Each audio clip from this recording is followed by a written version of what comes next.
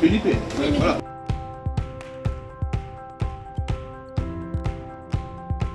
Donc nous, Arnaud Shot, ça fait 6 ans qu'on composte.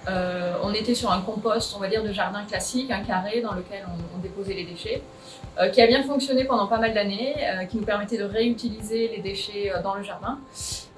Mais au bout d'un moment, on a eu un problème de rats et un problème d'odeur et des plaintes de clients.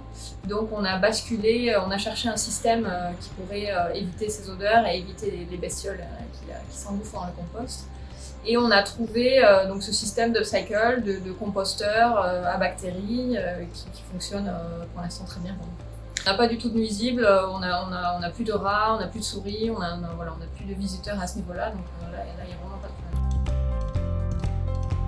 Donc ça demande quand même pas mal de temps, ça demande un certain investissement en temps de la part du personnel. Donc on a quand même une personne qui passe tous les matins et tous les soirs et de temps en temps le midi pour vérifier, pour rajouter un petit peu au besoin.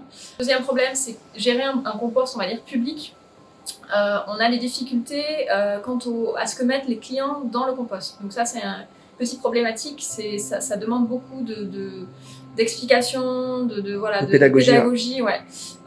Parce qu'on retrouve des capsules Nespresso classiques, on retrouve des poches pseudo biodégradables en plastique, on retrouve du sopalin qui peut mettre un certain temps à se dégrader là-dedans. Après, des choses un petit peu plus comiques, on va retrouver des cuillères ou des économes. Bon, là, on se doute que c'est par accident, mais voilà, c'est le problème des capsules Nespresso et quelques petites bouts de plastique ou de métallique qu'on trouve dans la cuisine et dans les plats préparés. Alors nous, c'est vrai qu'on a un site qu'on a tenu à garder propre, donc il y avait quand même un nettoyage matin et soir.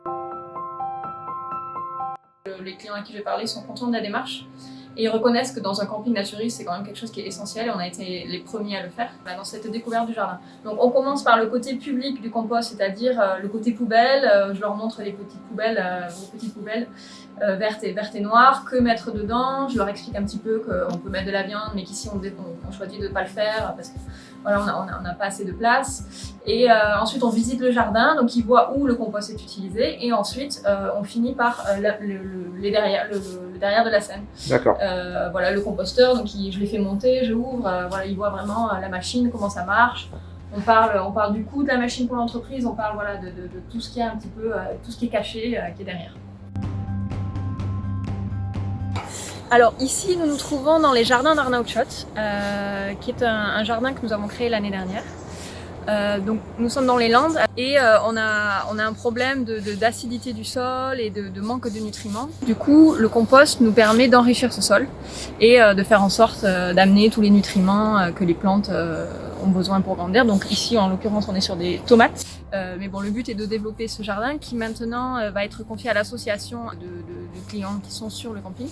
Et ils vont s'en servir de jardin partagé, le faire découvrir aux clients qui sont de passage aussi, faire peut-être des ateliers pédagogiques pour expliquer une agriculture raisonnée, comment planter ses graines, comment s'occuper de ses plants, tout en respectant la nature, donc sans entrants chimiques, sans engrais, sans rien du tout. Et voilà.